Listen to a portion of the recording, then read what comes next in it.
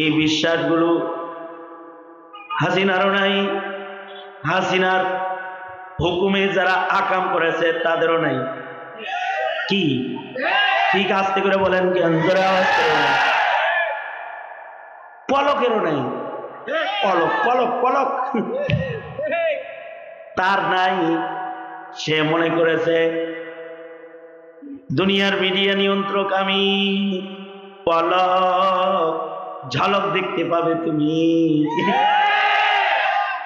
যেদিন হাসরের ময়দানে আল্লাহর সাংবাদিক সব কিছু ফাঁস করে দিবে। রেডি হয়ে থাকো, ওটা তো আখিরাতের বিচার। দুনিয়ারও একটা বিচার আছে, কিন্তু সেই বিচার করতে বিচারের মঞ্চ দখল করতে হয়। দুনিয়ার বিচার করতে আদালত দখল করতে হয়। আওয়ামী লীগ আদালত দখল করে ট্রাইব্যুনাল গঠন করে করে বিচার করেছে।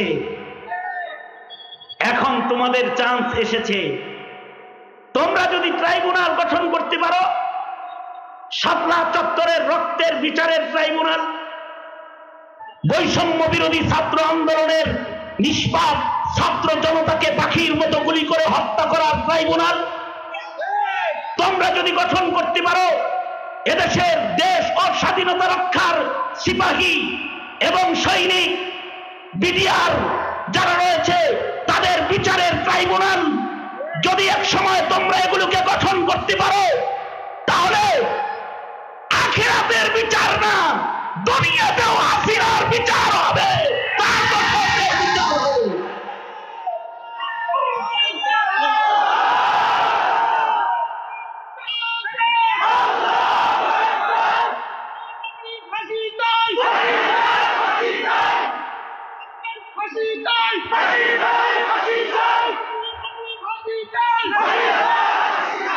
এইটা নিয়ে তো তোমার মাথা ব্যথা নাই। জাতি তোমাদের মাথা ব্যথা হলো নৌকার দাবি শিশলে, বিচার বিভাগ নিয়ে মাথা ব্যথা নাই। অথচ বিচার বিভাগ আজও যারা পরিচালনা করছে তারা ন্যায় বিচার করছে না। যদি ন্যায় বিচার করত তাহলে ইসকন আমার ভাইকে কুপিয়ে হত্যা করেছে, আলিফ হত্যার বিচার এতদিন হয়ে যেত, নগদের উপরে হয়ে যেত, যদি বিচার বিভাগ আমাদের দখলে থাকতো। মেলা ভেঙ্গে গেলে কিন্তু আর জমে না। সুতরাং সতর্ক হও। কি করবা? তুমি কি তোমার ভাইয়ের রক্তের বিচার চাও? তুমি কি এদেশের মুসলমানের স্বাধীনতা চাও? তুমি কি স্বাধীন সার্বভৌম ইমানের এই ভূমিতে মুসলমানের ইবাদতের রাজ্য চাও, নাকি তুমি এই দেশকে খুনের রাজ্য করতে চাও, হেলমেট বাহিনীর রাজ্য করতে চাও, ধারালো অস্ত্রের খুনি কুখ্যাতদের রাজত্ব কি এদেশে প্রতিষ্ঠা করতে চাও কিনা সিদ্ধান্ত নেওয়ার বিষয়, সিদ্ধান্ত নেওয়ার সময়। সুতরাং উলামায়ে কেরামের আয়োজনের এ মহা সম্মেলন থেকে বলছি, এহে মাধবদীবাসী, জবাব দেওয়ার দরকার, প্রস্তুতি নেওয়ার দরকার, অধিকার আদায়ের দরকার, বিচার প্রতিষ্ঠা করার দরকার। যদি আওয়াজ আসে ঐক্যবদ্ধ হয়ে এর উপযুক্ত জবাব দিতে জীবনের বাজি রাখলে, জীবনের বাজি রাখলে, রক্ত রাখলে রক্ত ঢেলে দিবে। বিপ্লব দরকার হলে বিপ্লবী হয়ে ময়দানে দাঁড়ায় যাইতে রাজি থাকবে ইনশাআল্লাহ।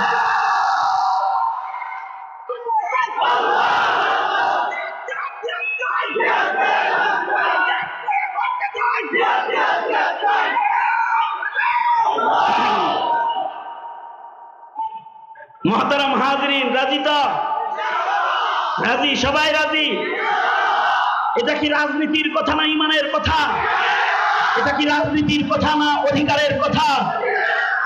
এটা কি দলীয় কথা নাকি স্বাধীনতা রক্ষার কথা? এটা কি কোনো দলের স্বার্থের কথা নাকি স্বাধীন সার্বভৌম জনতার স্বাধীনতার অধিকার আদায়ের কথা? অধিকার আদায়ের কথা। মৌলবীরা এই কথা বললেই তোমরা হুজুররা রাজনীতি করে।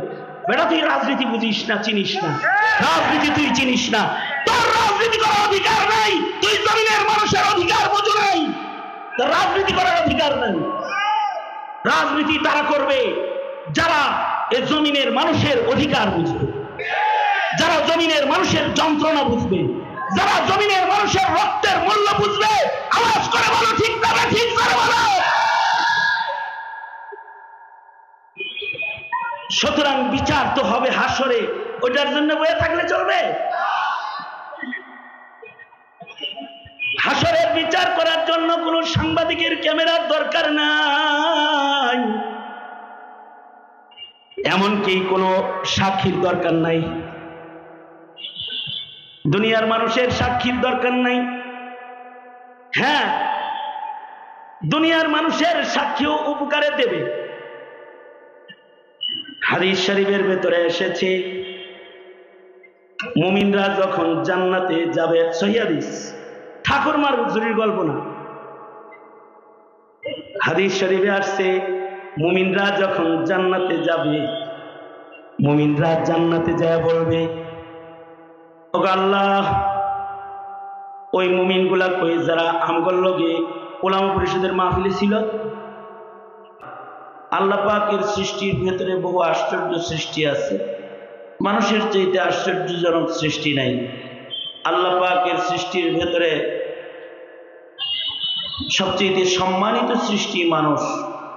দৃশ্যের অদৃশ্যের যত সৃষ্টি আল্লাহ পাকের আছে, এর ভেতরে দামি মানুষ। আল্লাহ পাকের অদৃশ্যের সৃষ্টির ভেতরে আল্লাহর মনোনীত একটা সৃষ্টি জিন, আর দৃশ্যের সৃষ্টির ভেতরে মনোনীত একটা সৃষ্টি ইনসান। উভয়কে আল্লাহ তাআলা আলাদা উদ্দেশ্যে বানিয়েছেন। আল্লাহ পাকের কোন সৃষ্টি আল্লাহ পাক অনর্থক বানান নাই। মা খালাকতা হাযা বাতিলা, আল্লাহ পাকের সকল সৃষ্টিরই উদ্দেশ্য রয়েছে। উদ্দেশ্যবিহীন আল্লাহ পাক একটি পোকামাকড়, কীড়া, একটা ছোট কোনো পিপিলিকাকেও আল্লাহ তাআলা উদ্দেশ্যবিহীন বানান নাই। আল্লাহ পাকের এই সৃষ্টির প্রাথমিকভাবে দুই প্রকার। এক প্রকারের সৃষ্টি হলো দৃশ্যের, যে সকল সৃষ্টিগুলো দৃশ্যমান দেখা যায়। আর এক প্রকারের সৃষ্টি হলো অদৃশ্যের। আজব আজব আল্লাহ পাকের কুদরতের কারিশমা ঘটেছে আল্লাহ পাকের সৃষ্টিকুলের মাধ্যমে। যারা অদৃশ্য, যাদের দেখা যায় না, এমন এক প্রকারের সৃষ্টি আছে যারা দৃশ্যে নয় অদৃশ্যে থাকে, অদৃশ্যের সৃষ্টি। আর এক প্রকারের সৃষ্টি হলো দৃশ্যমান সৃষ্টি, যাদেরকে দেখা যায়। দৃশ্য ও অদৃশ্যের উভয় সৃষ্টির ভেতরেই শ্রেষ্ঠ মানুষ। অদৃশ্যের সৃষ্টি আবার দুই প্রকার। কিছু অদৃশ্যের সৃষ্টি আছে যেই সৃষ্টিগুলোর উপরে ঈমান রাখতে হয়, অনুভব করা যায় না। আবার অদৃশ্যের এমন সৃষ্টি আছে যা চোখে দেখা যায় না কিন্তু অনুভব করা যায়।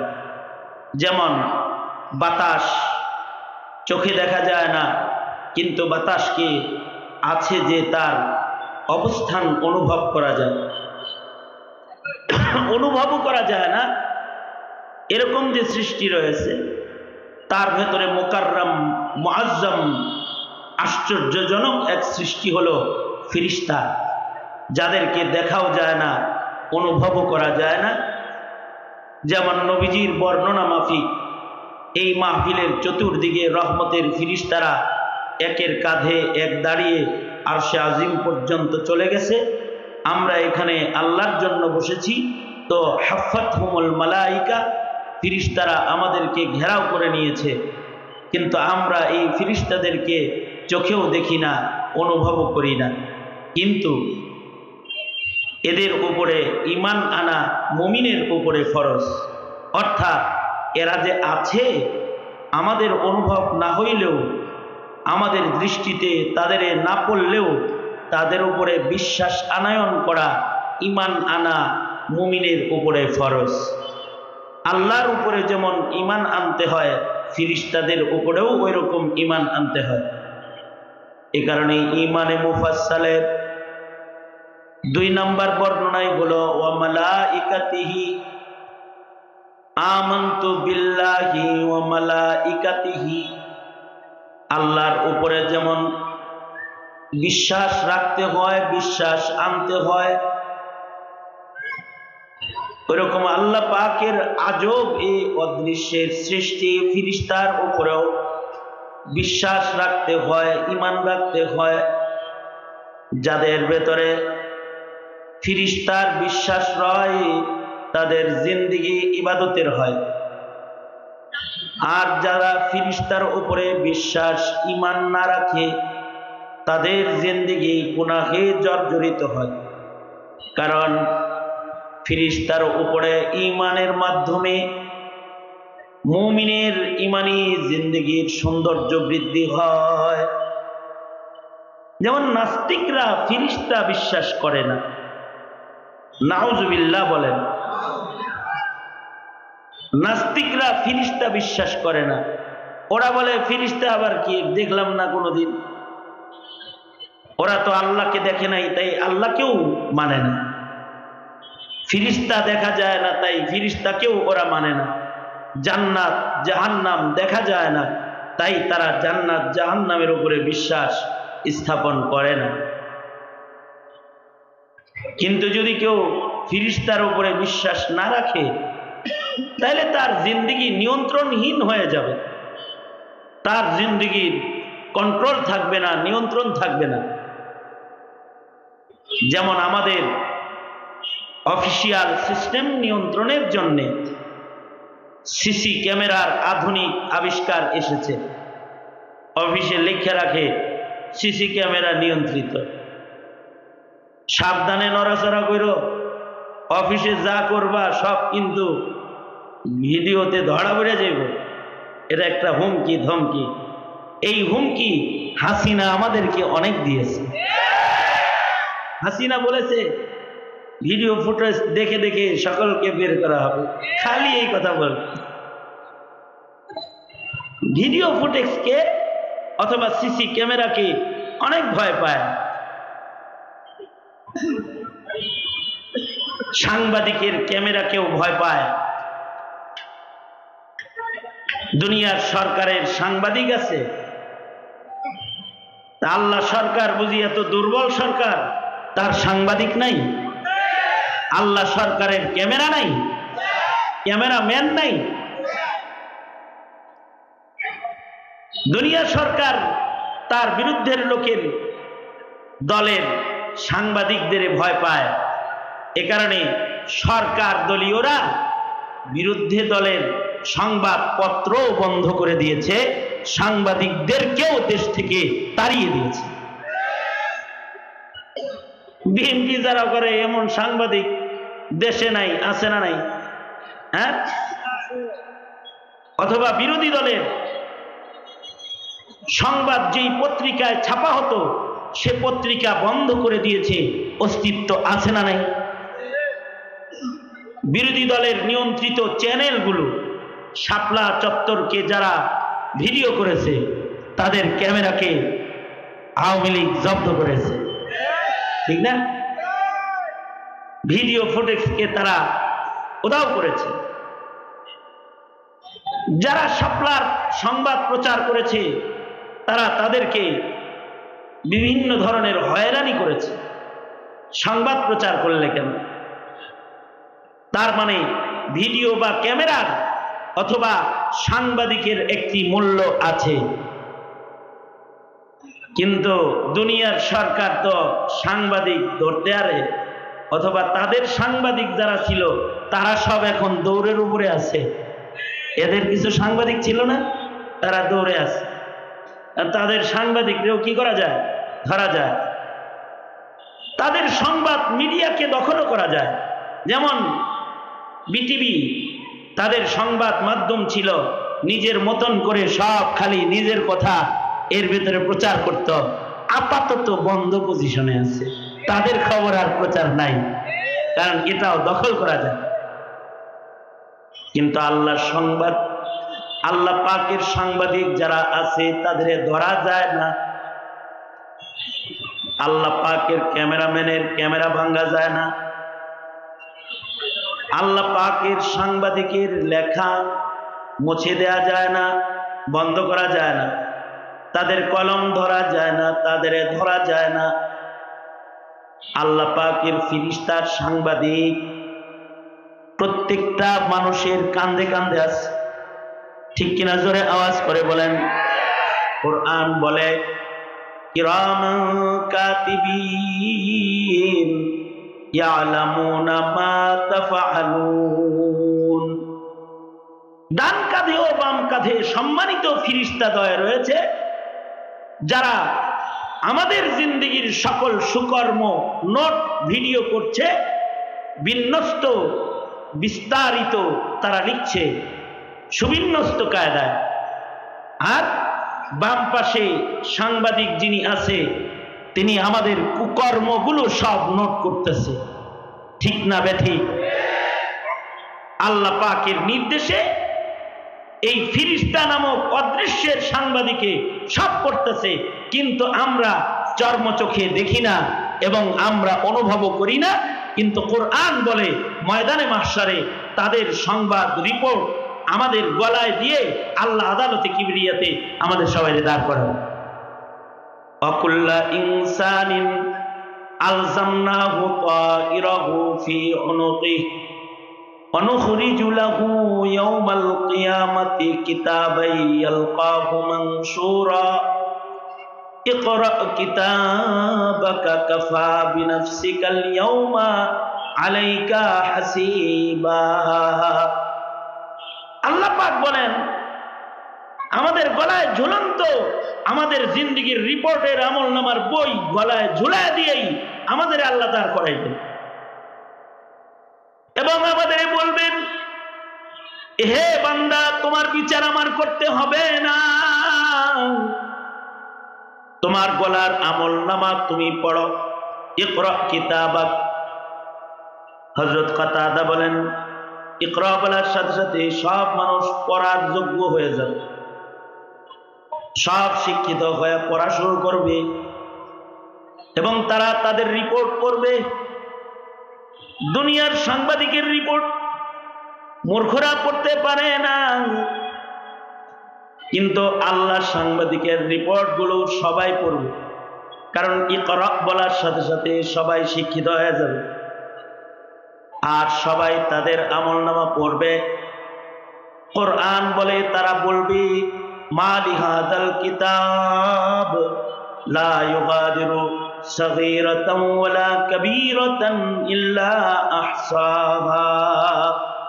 তারা আশ্চর্যান্বিত হয়ে বলবে, হায় রে, এটা কেমন আমলনামা রে, সব সাংবাদিক দূর করে দিয়া ইলিয়াস আলীরে গুম করলাম, কে কে ছিলাম সব দেখি লেখা আছে রে। কে ইলিয়াস আলীরে গুম করেছে? কে হত্যা করেছে? কারা গুম করেছে? কি করেছে? হাসিনা। দুনিয়ার সাংবাদিকের চোখ এড়াইছ, কিন্তু ফেরেশতা সাংবাদিক এড়াইতে পারো নাই। সব আল্লাহর আদালতে ফাঁস করে দিবে, সব আছে। রাতের অন্ধকারে শাপলা চত্বরে আলেম তলবে ইলমের রক্তকে রাজপথের কার্পেট বানিয়েছিলে, আর ভোর হওয়ার আগেই গরম পানিতে ধৌত করে রাজপথকে সাদা বানিয়েছিলে। কে কে গুলি করেছিলে? কার নির্দেশে করেছিলে? কয়জনকে গুলি করেছিলে? কয়জনকে গুম করেছিলে? সব রিপোর্ট আল্লাহর সাংবাদিকরা রেডি করে রেখেছে। সেদিন সেগুলো সব প্রকাশ পেয়ে যাবে। এই যে ফেরেশতাদের উপরে ঈমান, ফেরেশতার উপরে ঈমান যদি না হয়, তাহলে জিন্দেগি অপরাধ জগতের রাজ্য হয়। আর যদি ফেরেশতার উপরে কারোর ঈমান রয়, দেখা যায় না ফেরেশতা।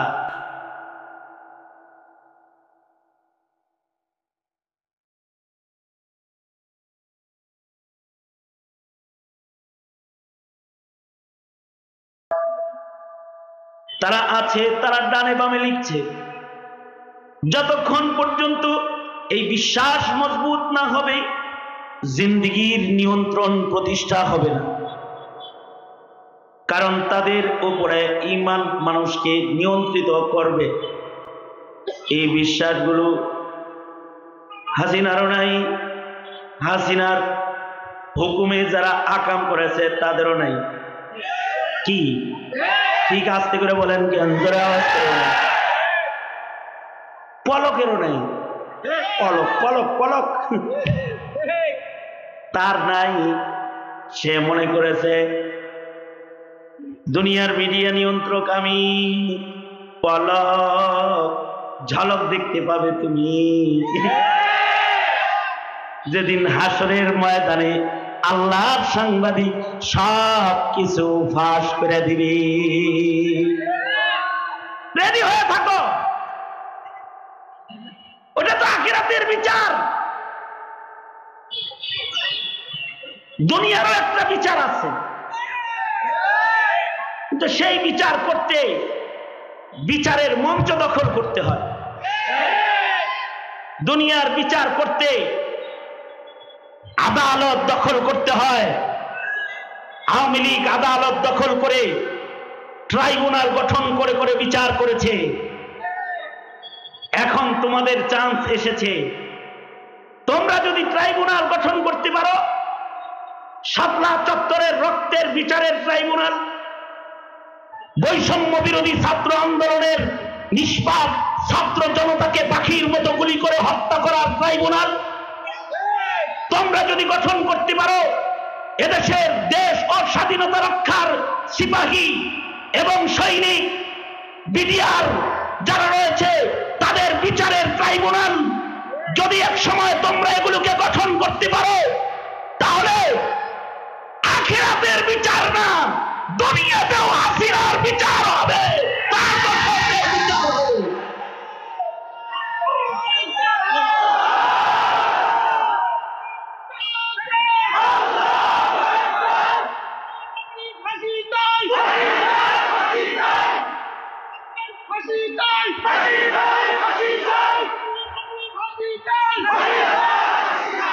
এইটা নিয়ে তো তোমার মাথা ব্যথা নাই। জাতি তোমাদের মাথা ব্যথা হলো নৌকার দাবি শিশরে, বিচার বিভাগ নিয়ে মাথা ব্যথা নাই। অথচ বিচার বিভাগ আজও যারা পরিচালনা করছে তারা ন্যায় বিচার করছে না। যদি ন্যায় বিচার করত তাহলে ইসকন আমার ভাইকে কুপিয়ে হত্যা করেছে, আলিফ হত্যার বিচার এতদিন হয়ে যেত, নরদের উপরে হয়ে যেত, যদি বিচার বিভাগ আমাদের দখলে থাকতো। মেলা ভেঙ্গে গেলে কিন্তু আর জমে না। সুতরাং সতর্ক হও। কি করবা?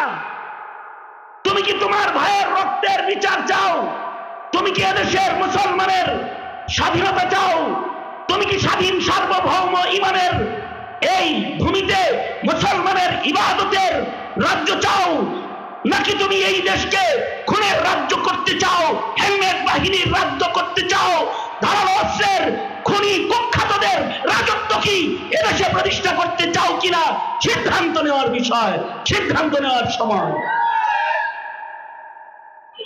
সুতরাং উলামায়ে কেরামের আয়োজনের এ মহা সম্মেলন থেকে বলছি, এহে মাধবদীবাসী, জবাব দেওয়ার দরকার, প্রস্তুতি নেওয়ার দরকার, অধিকার আদায়ের দরকার, বিচার প্রতিষ্ঠা করার দরকার। যদি আওয়াজ আসে ঐক্যবদ্ধ হয়ে এর উপযুক্ত জবাব দিতে জীবনের বাজি রাখলে, জীবনের বাজি রাখবে, রক্ত রাখলে রক্ত ঢেলে দিবে। বিপ্লব দরকার হলে বিপ্লবী হয়ে ময়দানে দাঁড়ায় যাইতে রাজি থাকবে ইনশাআল্লাহ।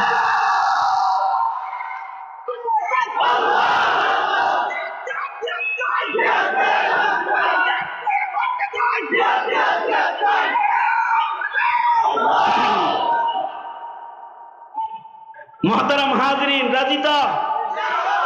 রাজি? সবাই রাজি? এটা কি রাজনীতির কথা না ইমানের কথা? এটা কি রাজনীতির কথা না অধিকারের কথা? এটা কি দলীয় কথা নাকি স্বাধীনতা রক্ষার কথা?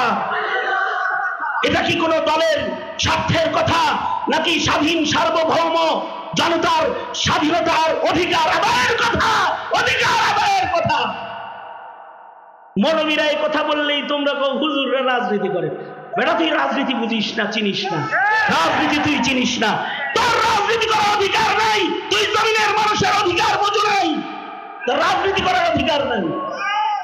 রাজনীতি তারা করবে যারা এ জমিনের মানুষের অধিকার বুঝবে, যারা জমিনের মানুষের যন্ত্রণা বুঝবে, যারা জমিনের মানুষের রক্তের মূল্য বুঝবে।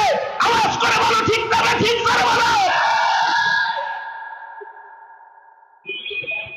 সুতরাং বিচার তো হবে হাসরে, ওটার জন্য বয়ে থাকলে চলবে? হাসরের বিচার করার জন্য কোন সাংবাদিকের ক্যামেরার দরকার নাই, এমনকি কোনো সাক্ষীর দরকার নাই, দুনিয়ার মানুষের সাক্ষীর দরকার নাই। হ্যাঁ, দুনিয়ার মানুষের সাক্ষীও উপকারে দেবে। হাদিস শরীফের ভেতরে এসেছে, মুমিনরা যখন জান্নাতে যাবে, সহিহ হাদিস, ঠাকুরমার হুজুরির গল্প না, হাদিস শরীফে আসছে, মুমিনরা যখন জান্নাতে যাবে, মুমিনরা জান্নাতে যায় বলবে, ও আল্লাহ, ওই মুমিনগুলা কই যারা আমগর লগে ওলামা পরিষদের মাহফিলে ছিল, হেরাকো এটা বলবে, আল্লাহ ওই মুমিনগুলা কই যারা আমগর লগে মসজিদে জামাতে নামাজ পড়েছে, ওই মুমিনগুলা কই যারা কাফের, কাফের কাদিয়ানি, কাফের আমাদের সাথে ইমানের স্লোগান তুলেছে, তারা কই? হ্যাঁ করে দেখি জান্নাতে খুঁজে পাইতেছি না। তারা বলবে, ও আল্লাহ, একসাথে ওয়াজ শুনেছি, একসাথে তাফসীর শুনেছি, একসাথে নামাজ পড়েছি, ও হে রব্বুল আলামিন, একসাথে আমরা সংগ্রাম করেছি, একসাথে শাপলা চত্বরের আধার রাতে ঘুমাইছি, একসাথে আমাদের গায়ের রক্ত ঝরাইছি, কই কই তারা কই? ও আল্লাহ, তারা কই? হাদিসে আছে আল্লাহ তাআলা বলবে, তখন লোকে ছিল বটে কিন্তু ওর গুনাহ বেশি হয়েছে, দোজখে দিচ্ছে। তো তারা বলবে, আল্লাহ আমরা না তাদের ইবাদত দেখছি। আল্লাহ তখন বলবে, ঠিক আছে, তোরা যেহেতু তাদের ইবাদতের সাক্ষী দিছ, তাফসীর শোনার সাক্ষী দিছ, জিকির করার সাক্ষী দিছ, ইমানের স্লোগানের সাক্ষ্য প্রদান করেছ, তোদের এই সুবহানাল্লাহ বলার লাগে রেডিও না, আগে বলেন না, আগে বলেন না। আল্লাহ বলবে, যা, তোদের সাক্ষীর কারণে এই গুনাহগার মুমিনদের দোজখ মাফ কইরা তোদের সাক্ষীতে আমি এখন ওগরে দোজখ থেকে বাইর কইরা জান্নাত দিয়ে দিলাম। সাক্ষীর উপকার আছে না নাই? জোরে বলেন, আছে উপকার। কিন্তু আল্লাহ তাআলার কারোর বিচার করার জন্য তুমগর মতো আমগর মতো লোকের সাক্ষীর কোনো দরকার নাই।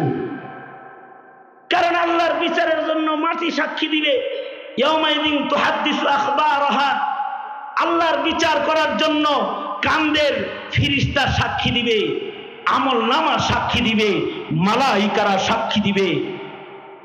কাতার কাতার হয়ে আল্লাহ তাআলা সেদিন ফেরেশতাদেরকে, সাংবাদিকগুলাকে ভিডিও ফুটেজ সহ সব সহ সাক্ষী হিসাবে দাঁড় করায় ফেলবে। তা আমাদের সাক্ষীর দরকার হবে না, এই আমলনামাই সাক্ষী যথেষ্ট হবে। আল্লাহ বলেন, তোমার আমলনামাই তোমাকে বলে দিবে তুমি কি নামাজি, তাহাজ্জুদ গুজার নাকি খুনি, তুমি কি সেবক নাকি শোষক, ঠিক কিনা? জোরে আওয়াজ করে বলেন। খালি গল্প বললে কাম হইব? গল্প করলে কাজ হইব বেটা? একটা সময় গেছে আওয়ামী লীগের ইউনিয়নের নেতারাও মাহফিলে যে আমাদের ওয়াজ বন্ধ করে হেরা ওয়াজ করছে। আর তাদের ওয়াজ কি ছিল জানেন? আমরা করি আল্লাহ রাসূলের ওয়াজ, হেরা করতো রাবিয়া বুশরির ওয়াজ। হেরা কি ওয়াজ করতো জানেন? এরা ওয়াজ করতো। আমাদের নেত্রী ডেলি তাহাজ্জুদ পড়ে, আমাদের নেত্রী ইশরাকের নামাজ না পড়ে জয় নামাজ থেকে উঠে না, আমাদের নেত্রী ডেলি কোরআন শরীফ পড়ে, আমাদের নেত্রী মুত্তাকি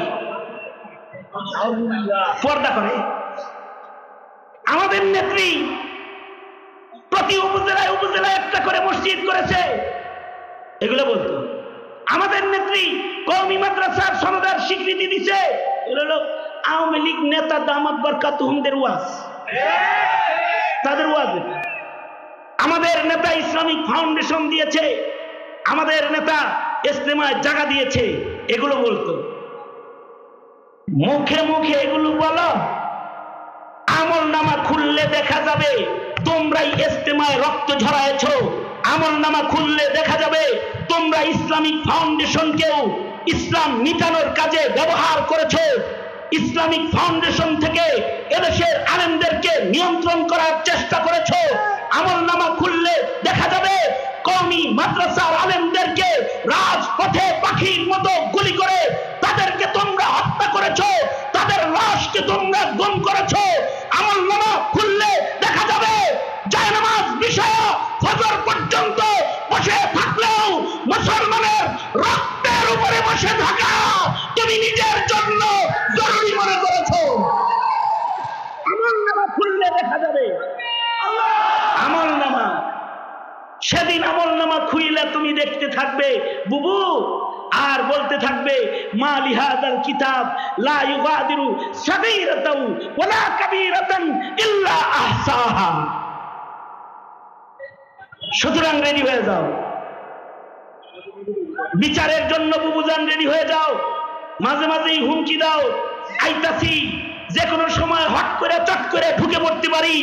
আমরাও বলি বিবি আসুন, এসে পড়ুন, ওয়েলকাম, মোস্ট ওয়েলকাম, চলে আসেন। খালি জাতি বসে রয়েছে, আপনাকে নিমন্ত্রণ দেওয়ার জন্য বসে রয়েছে, তবে ফুলের মালা দিয়ে নয়, আপনাকে হত্যার বিচারের মালা দিয়ে বরণ করা হবে।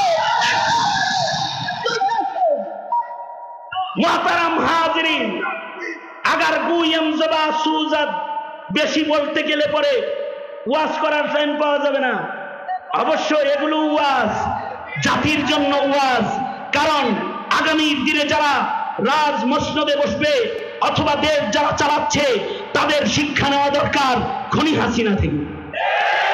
আওয়াজ করে জোরে বলুন ঠিক না বেঠিক, জোরে আওয়াজ করে, আরো জোরে চিৎকার করে আওয়াজ করে বলুন ঠিক না বেঠিক, জোরে আওয়াজ করে বলুন। তাদেরকেও শিক্ষা নিতে হবে। যারা আগামীতে ক্ষমতার মসনদে বসার স্বপ্ন দেখো, অথবা এখন যারা উপদেষ্টা পরিষদের নামে ক্ষমতার মসনদ দখল করে ট্রাকওয়ালা গাড়িতে ঘোরো, তাদেরও জানা দরকার, বোঝা দরকার, যদি হাসিনা থেকে শিক্ষা গ্রহণ না করো তো হাসিনা পলায়ন করে রয়েছে দিল্লিতে, তুমি পলায়ন করে থাকতে হবে ওয়াশিংটনে, অথবা আর কোন জায়গায় তোমাকে পলায়ন করতে হবে। দুষ্টামি, ফাজলামি, ইতরামি করলে এই দেশের মুসলমান কাউকে ছেড়ে দেয় নাই, তোমাদেরকেও ছেড়ে দিবে না, তোমাদেরকেও ছেড়ে দিবে না, ইনশাআল্লাহ ছেড়ে দিবে না। এ কারণে হুঁশিয়ারি দরকার। তো তাদের হুঁশিয়ারির আগে পিছে আমাদের হুঁশিয়ারিও দরকার। কারণ আমাদের সকলের ডানে বামে ফিরিস্তা বসা আছে, আল্লাহর নিয়োগপ্রাপ্ত সাংবাদিক। চোখে দেখি না, তাদের অনুভব করি না, কান্দে কান্দে বসা আছে। অদৃশ্যের এক আজব সৃষ্টির নাম আল্লাহ তাআলা তাদেরকে যাকে যে ডিউটি দিয়েছে সে ডিউটি আশ্চর্য মাখলুকরা করে। কখনো তারা আল্লাহ পাকের হুকুমের খেলাফ কিছু করে না। লা ইয়াসুন আল্লাহ, তারা কখনো আল্লাহ পাকের নাফরমানি করে না। মালাইকারা সব সময় ইবাদত করে, এক সেকেন্ডের জন্য ইবাদত থেকে তারা গাফেল হয় না।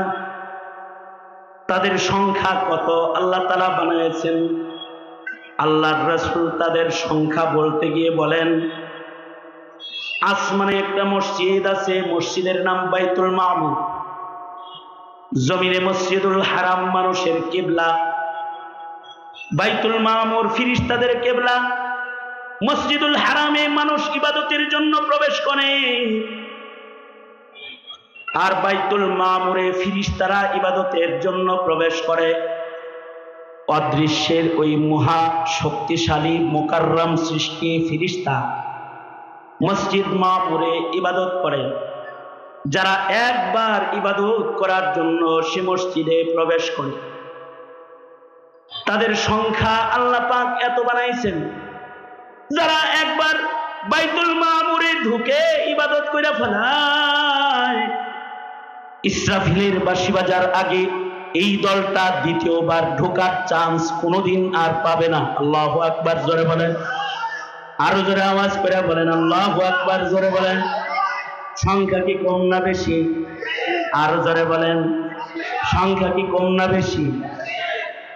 ইতাআত তাদের কেমন?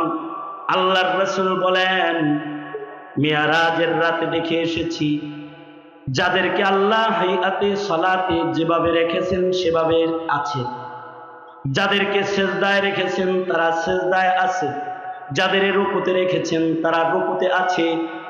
আওমা জলসায় যেভাবে আল্লাহর নির্দেশ পেয়েছে সেভাবে আছে। সৃষ্টির পর থেকে কেউ সেজদা দিয়েছে, কিয়ামতের পূর্বে তারা মাথা তুলবে না। সৃষ্টির পরে কেউ রুকু দিয়েছে, কিয়ামতের পূর্বে রুকুর থেকে তারা মাথা তুলবে না।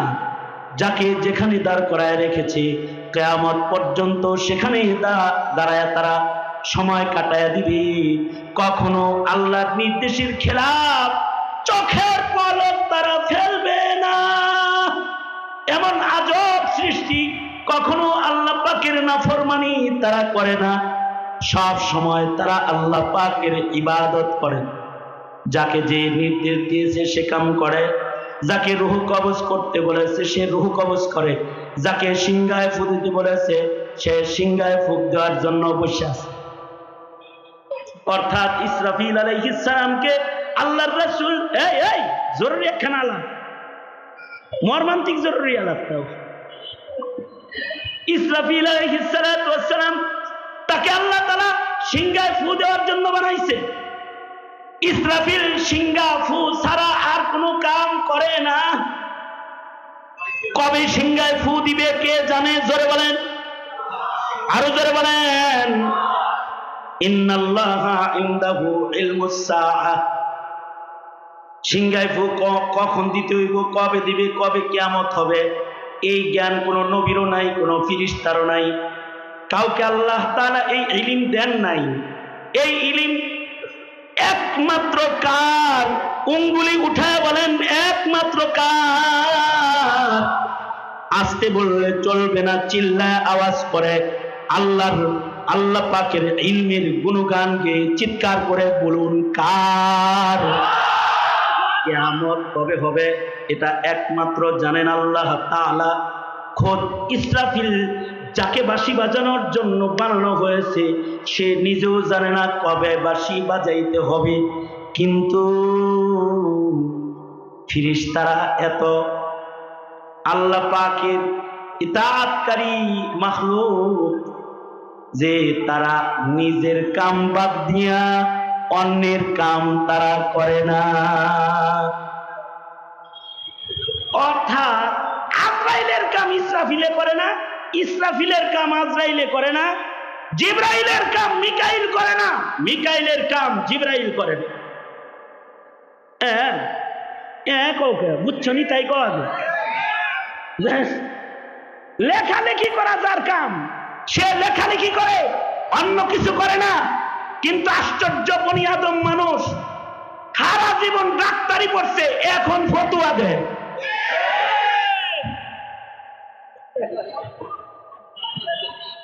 অথবা সরকারি চাকরি করতে করতে মাথার স্ক্রু নাট বল্টু সব গুলায় খাইছে।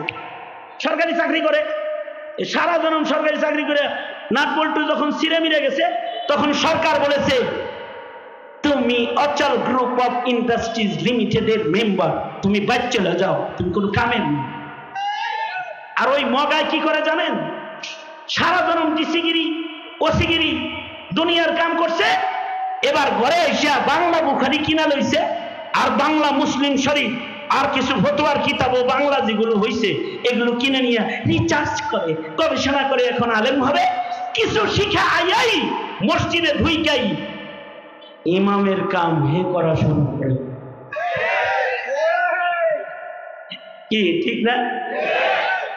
এই অতিরঞ্জিততা বনি আদমের ভেতরে আছে না নাই? চিল্লায় জোরে আওয়াজ করে বলো আছে। ফতোয়া দিবে এদেশের আলেমরা। আলেমরা কি লেগে ফতোয়া দিল? ইঞ্জিনিয়ার দেয়া মানহানি মামলা করেছে। বেয়াদব কোথাকার! তুই কি আলেমের বিরুদ্ধে মামলা করার অধিকার রাখিস নাকি? তোর বিরুদ্ধে 1000 কোটি টাকার মানহানি মামলা করা উচিত। 500 কোটি টাকার মামলা করো। তোমার যে কাম তুমি সে কাম করো গিয়ে। আল্লাহ তারা একজনের কাম আর একজনের করা পছন্দ। জোরে আওয়াজ করে বলেন, আরো জোরে আওয়াজ করে বলেন। একজনের কাম আর একজন করতে গেলে ইবাদত হয় না মুসিবত হয়? জোরে আওয়াজ করে বলেন, ইবাদত হয় না মুসিবত হয়? মুসিবত হয়ে যায়। যেরকম জিনদেরকে যে কামে বানাইছে, জিন যদি সেটা না হয় আর একটা হয় তাহলে মুসিবত হয়। যেমন জিনদের অদৃশ্যে থাকতে আল্লাহ বানাইছে, আল্লাহ তাআলা তাদেরকে বলেছে সাবধান, যেন তেন সুরত তোরা ধরিস নি। এখন জিন হইয়া অদৃশ্যে না থেকে যদি সাপের সুরত ধরে তাহলে তো পিটনি খাইব। জোরে আওয়াজ করে বলেন ঠিক না বে ঠিক? জোরে বলেন। আমাদের নবী জিনদেরও নবী। অদৃশ্যের আর একটা আশ্চর্য সৃষ্টি হলো জিন, যাদের দেখা যায় না। ওরা ওয়াজ শুনতেছে, জিনেরাও কিন্তু ওয়াজ শুনতেছে, কিন্তু ওদের দেখা যায় না, ওদের অনুভব করা যায় না। তবে আল্লাহ ওদেরকে ক্ষমতা দান করেছে। এটা শাক্কালু বিআশকালিন মুখতালিফাতিন, ইচ্ছা করলে তারা আকৃতি ধইরা আমাদের সামনে আসতে পারে। যদি তারা মানব আকৃতিতে আসে, যেমন সাহাবী জিনেরা নবীর সামনে এসে কালেমা পড়ে মুসলমান হয়েছে। নবীজি মক্কাতুল মুকাররমাতে ফজরের নামাজে কোরআন পড়তেছেন, এই পথ দিয়ে কিছু নেককার জিন যায় যারা তাওরাত মানে, জবুর মানে, ইনজিল মানে। এরা আল্লাহর রাসূলের কোরআন তেলাওয়াত মক্কায় শুনে ফেলেছে। মানুষের আকৃতিতে আয়া কয় আল্লাহর নবী আমরা মানুষ না, আমরা জিন। এই দিক দিয়া আমরা যাইতেছিলাম, আমরা কোরআন শুনেছি, আমরা মুসলমান হতে চাই, আমাদের মুসলমান বানায়া দেন। আল্লাহর রাসূল বলে মুসলমান হইলে তাবলীগ করা লাগবে। কি করা লাগবে?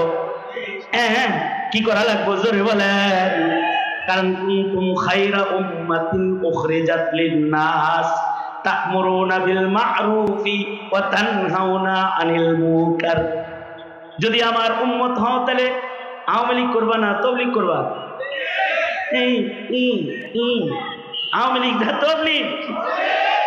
তাবলীগ করবা, তাবলীগ। এই জিনেরা তাবলীগ করবি নি? জি আল্লাহর নবী তাবলীগ করব।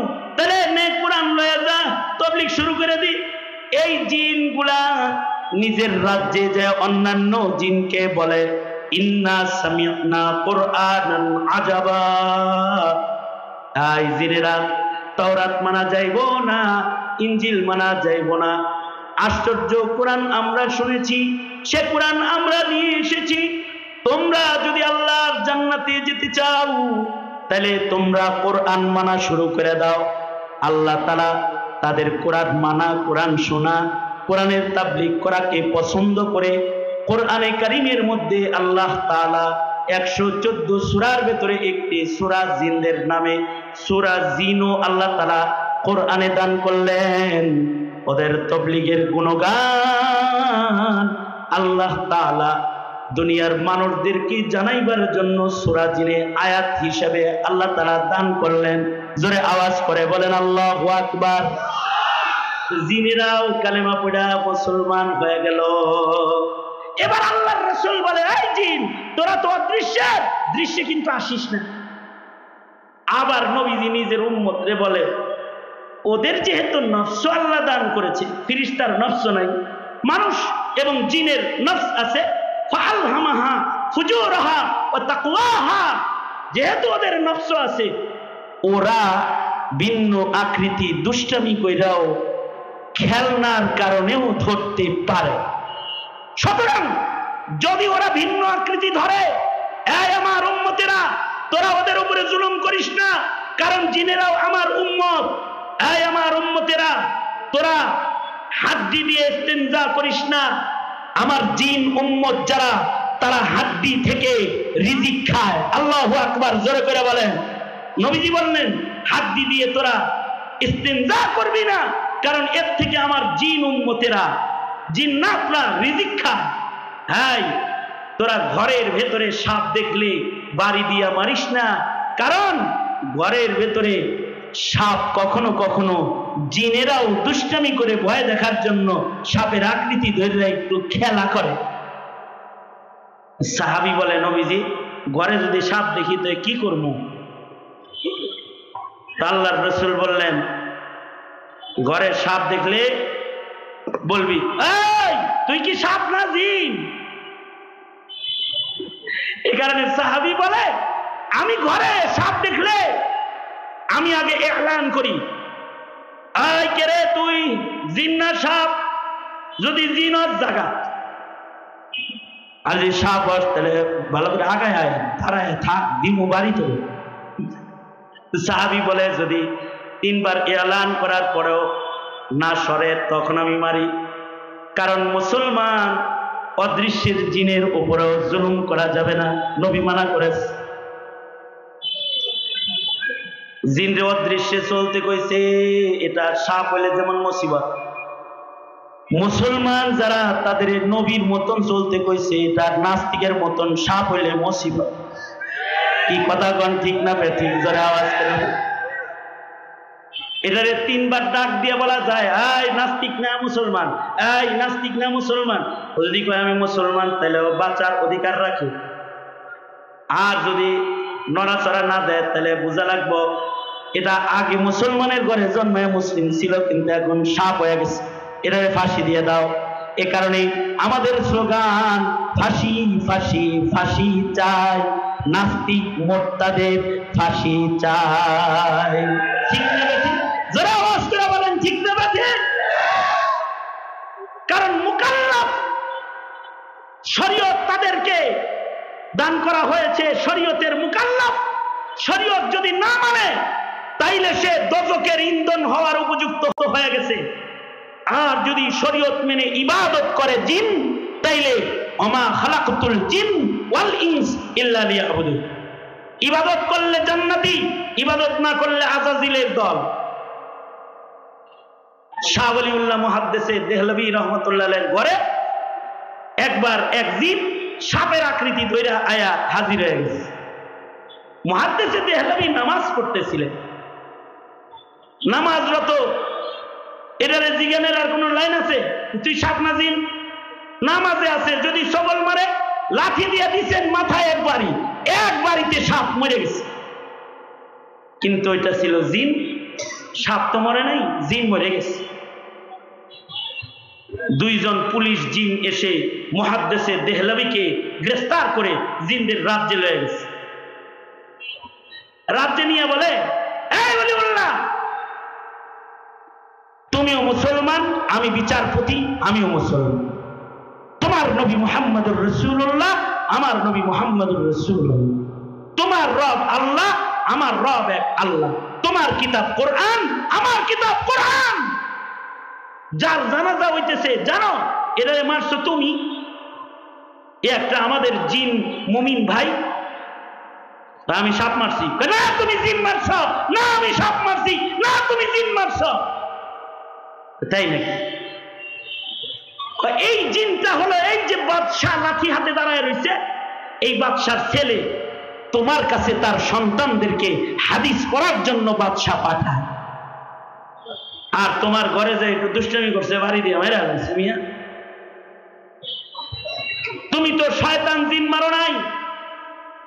তুমি একজন নেককার বাদশার কলিজার টুকরা সন্তান মুমিন কালেমাওয়ালা মুসলমান জিনকে হত্যা করেছো।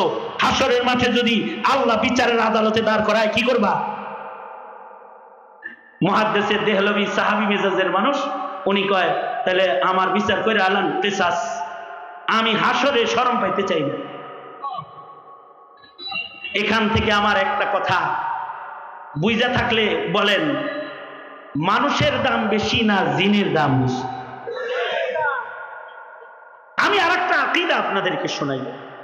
আহলুস সুন্নাতি ওয়াল জামার আকীদা হলো যেই ফেরেশতারা কখনো গুনাহ করে না, সাধারণ ফেরেশতাদের দলের চাইতে মুমিন যার ঈমান আছে, সাধারণ মুমিনের মূল্য আল্লাহর কাছে ফেরেশতার চাইতে বেশি দামি। আল্লাহু আকবার জোরে বলেন।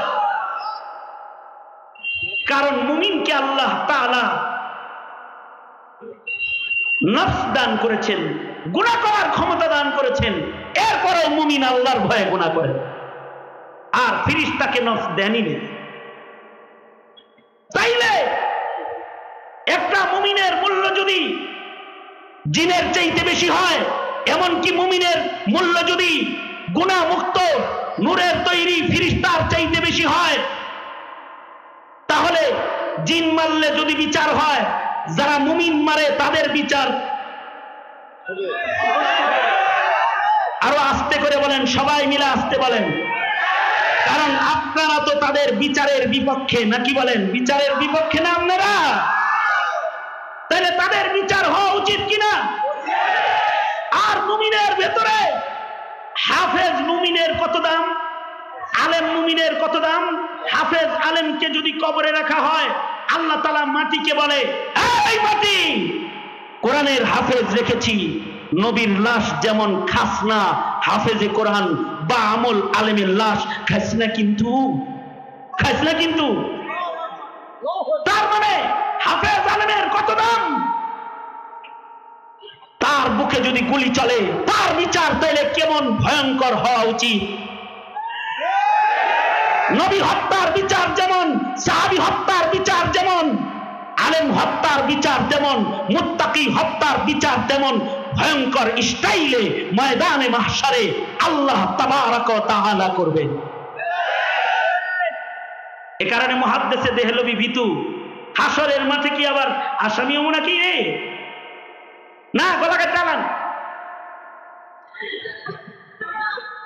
বাদশাহ যিনি নিজের সন্তান তাকায় দেখতেছে, মুহাদ্দিসে দেহলভী গর্দান দেওয়ার জন্য প্রস্তুত হয়ে গেছে, সন্তান না দেখে এবার মুহাদ্দিসে দেহলভীকে দেখতেছে, তো সাহাবী মেজাজের লোক নেই, দুনিয়ার অপরাধ হাসরে নিবার চায় না। এমন সময়ে জিনদের এজলাসের ভিতরে একজন বয়োবৃদ্ধ জিন সে দাঁড়ায় বলে, সামিয়াতু আনিন নবী সাল্লাল্লাহু আলাইহি ওয়াসাল্লাম। জিন বিচারপতিকে লক্ষ্য করে বলতেছে, এই বিচারপতি, আমি নবীর সাহাবী জিন, আমি রাসূলের মুখ থেকে নিজের কানে শুনেছি, কোন জিন যদি তার আকৃতি পরিবর্তন করে, আকৃতি পরিবর্তন করার কারণে না চিনে কেউ যদি তাকে মেরে ফেলে, তাহলে এটা হত্যা হবে না, এটা দুর্ঘটনা হিসেবে গণ্য হবে। বাদশার ছেলে সাপের আকৃতি ধরছে কেন? সাপ ধরছে তো চুমা খাইব নাকি? বাড়ি তো খাইব। সাপের আকৃতি ধরেছে, তাই মুহাদ্দিস তাকে বাড়ি মেরেছে। সুতরাং মুহাদ্দিসকে বেইজ্জত করিস না, নায়েবে নবী বেইজ্জত করলে তোদের রাজ্যে আল্লাহ আগুন ধরায়া দিবে। সুতরাং মুহাদ্দিসকে সোনার পালকিতে চড়ায়া তার মসনদে ফিরায়া দিয়া আয়। এই জিনেরা মুহাদ্দিসে দেহলভীকে সোনার পালকিতে চড়ায়া মসনদে দিয়ে গেছে। মসনদে বসে মুহাদ্দিসে দেহলভী বলে, আল্লাহ তাআলা আমাকে সাহাবী জিনের মুলাকাত করাইছে। আর হযরত থানভী বলে, আল্লাহ ইলমের কারণে ওনাকে তাবেঈর মর্যাদা দান করেছে। সুতরাং মানুষকে তো ইবাদতের জন্য বানাইছে, ইবাদত বুঝার মানুষের দাম ইবাদত গুজার মানুষের মূল্য আল্লাহর কাছে ফেরেশতার চাইতে বেশি। ইবাদত যারা করাবে আলেমের মূল্য তাদের আল্লাহর কাছে আরো অনেক বেশি। নবীদের মূল্য যেমন বেশি, নায়েবে নবীর মূল্য তেমন বেশি। সুতরাং এই আবেদের কাফেলা ইবাদত করতে আলেম ওলামার সাথে আছেন তো ইনশাআল্লাহ। যেই তবলিগে আলেম নাই সেই তবলিগে আপনি নাই, যেই খানকায় আলেম নাই সেই খানকায় আপনি নাই। এমনকি সোজা সাপটা কথা, যেই রাজনীতিতে আলেমের সমর্থন নাই ওই রাজনীতি করার ইমানি অধিকার তোমার নাই।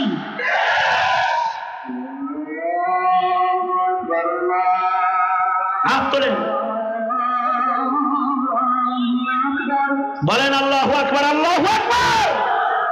আলেম আছে যেখানে আমরা আছি সেখানে, আলেম নাই যেখানে আমরা নাই সেখানে। নাসরুম মিনাল্লাহ ওয়া ফাতহুন করিব ওয়া বাশশিরিল মুমিনিন। আসসালামু আলাইকুম ওয়া রাহমাতুল্লাহি ওয়া বারাকাতুহু।